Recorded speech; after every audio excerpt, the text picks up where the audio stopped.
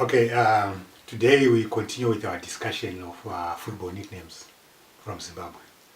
The last video that I posted, I talked about such nicknames as Daidzaiwamwe for Kulumo Donga and Mastermind for George Shire. So today I want to take it a step further and conclude this discussion with a further 10 nicknames which I find to be very interesting in the Zimbabwean football fraternity. I'll start with two which which need me to explain the historical context of the nicknames. First of all, we have Mark Watson. He played for Highlanders and he was a striker. And at his peak, that was around the 1980s, he was nicknamed Lord Songs. Those who know the history of Zimbabwe know that soon after independence, or just before independence, Zimbabwe was under the governorship of a certain Lord Soames, who had been assigned to monitor the transition period from Rhodesia to Zimbabwe by the British. So he was called Lord Soames. So with Mark Watson playing for Highlanders and being white, I think the fans simply attached that nickname to him, so he was called Lord Soames. In the same context, we have Oliver Katea. Oliver Katea had a number of nicknames attached to him. He played for Dynamos as a left back. He was called the Flying Saucer, he was called Babawa Joy, but the one which I want to fixate in a historical context is Monitoring Force. Again, Monitoring Force stemmed from that period of transition from Rhodesia to Zimbabwe, and the British decided that they needed a monitoring force to make sure that there would be no fighting between the ZANA and ZIPRA guerrillas and the Rhodesian forces. So they put in place a monitoring force to ensure that the election period was peaceful. So our fans, being the creative lot that they are, just linked Oliver Katea to the nickname Monitoring Force. So I think the whole point is that the way he used to run up and down the wing, because he was an overlapping defender, so he used to run up and down the wing. So he was like a monitoring force, making sure that no danger would come to the Dynamos team. So those are the two interesting nicknames which can be put into the historical context of the country. So you can see how football can be directly linked to the history of the country. So the fans are very creative. Okay, I move on to the next one. Number 3 for me will be Stanley Chilambadari. Stanley Chilambadari he played for Dynamos. He was also another left back, a very good left back at that. And he was called Samora. Another interesting one, which had political connections, because our neighboring country, Mozambique, was under the rulership of President Samora Machel. And Stanley Chilambadari he still keeps a big beard, and when he was playing, he had a big beard. And I think that elicited the nickname Samora. But also, apart from his big beard, it was not all about the beard. It was also about his principles and his desire to see justice done. Even as he played for Dynamos, he would demand that the players are paid on time. He would demand that players are treated fairly. And this stance that he took of fighting for the rights of the players gave rise to the nickname Samora. So that's Samora for you. Another interesting one, Dumisani Nyoni. Dumisani Nyoni, another left back. I'm talking about left backs today. He played for Highlanders, and I think he had the mother of all nicknames. He was called Sawimbi, Dr. Sawimbi. I've tried to figure out why they would call him Sawimbi, because Sawimbi was the rebel leader in Angola. He was fighting the government in Angola. But how the fans came up with that nickname, linking Dumisani Nyoni to Sawimbi, I can only speculate that perhaps was someone who was a bit of someone who stood up for what he believed was right, and therefore maybe fought the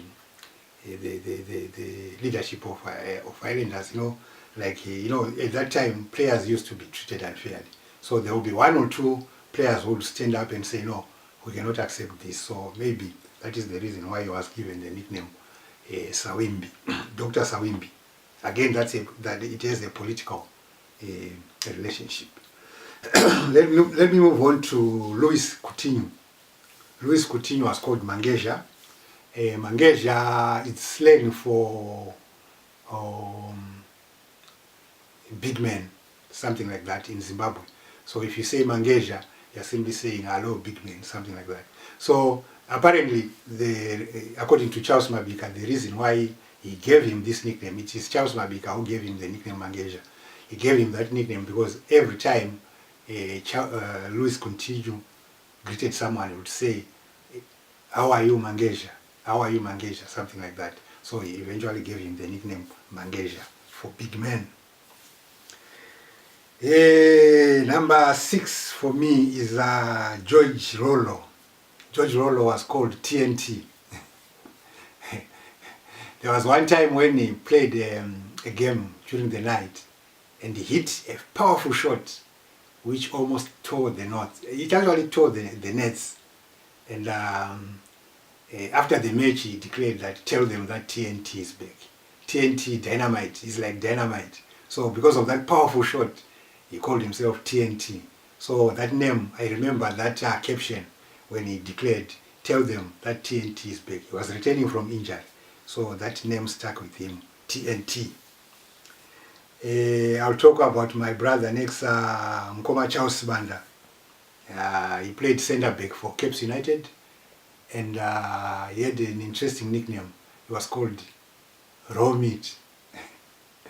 But Shona would say nyama yakaoma.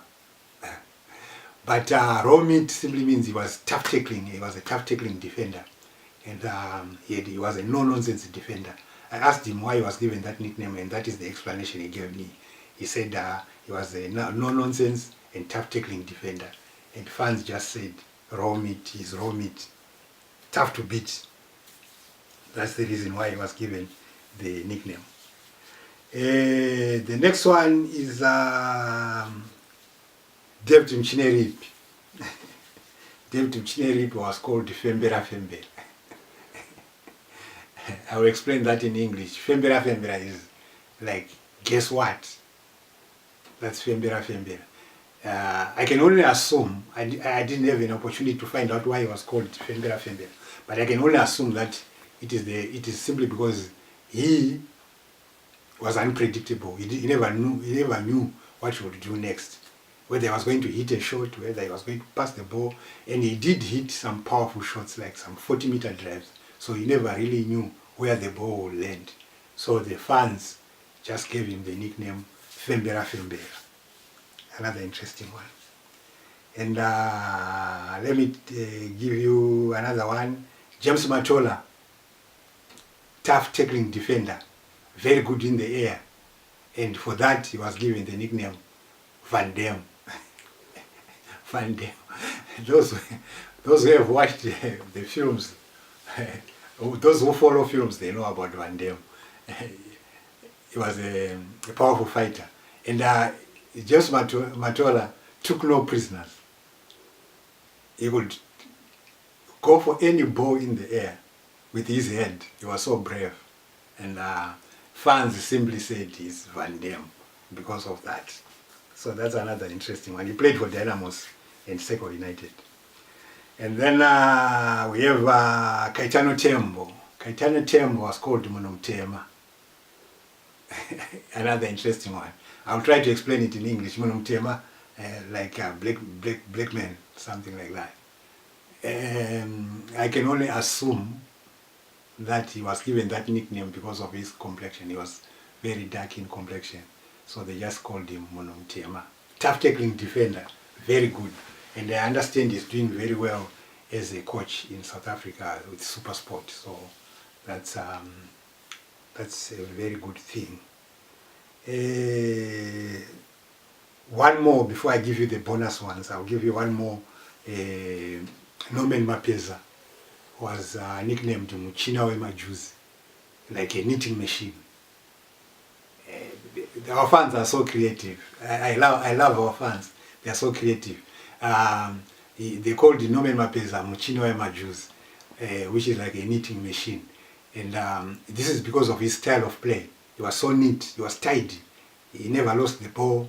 He always gave the right pass. He also always attacked at the right moment. He defended at the right moment.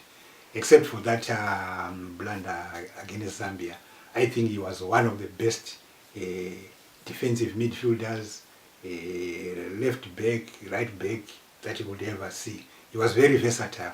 So people gave him the nickname Muchina Wemajuzi, which is like a knitting machine. I'll give you two bonus ones to conclude my discussion, and these come from a musical background. The first one is Oscar Motsi. He was nicknamed Simbimbino.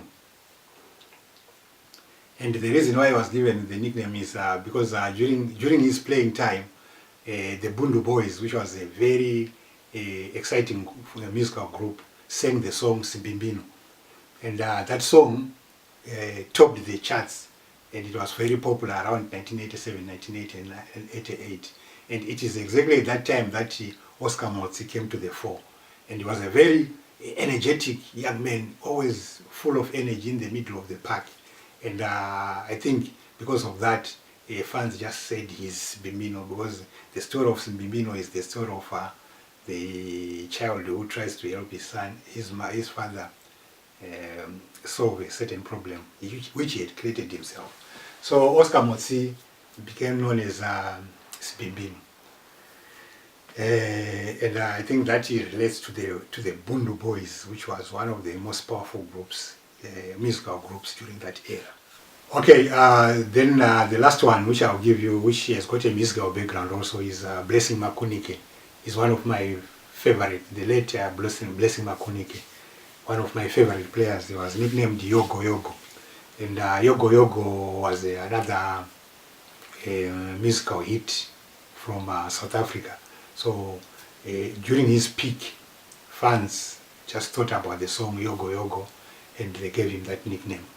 He was an exciting player. So basically those are the nicknames that I have done for Zimbabwe. There are so many nicknames, I cannot finish them all, but I just picked some of the most interesting ones. And I hope that also creates an appetite in you to find out more about the nicknames, and to also research more on the nicknames. There are also nicknames for teams, there are also nicknames for administrators, etc., etc. But all this makes Zimbabwean football very fascinating. And I think I also want to urge our fans to continue to be creative, because at the moment we don't seem to have too many exciting nicknames being given to players. I know about Knowledge Msona, nicknamed the Smiling Assassin. But again, I think that nickname was not given by Zimbabweans. It was given in South Africa when he was playing in South Africa. So I think our creativity in terms of nicknames has kind of died down a bit. And I would urge the fans to continue to give us more interesting nicknames, because they make the football more exciting. So I rest my case on the issue of nicknames, and I hope this creates the interest for you to find out more. I thank you.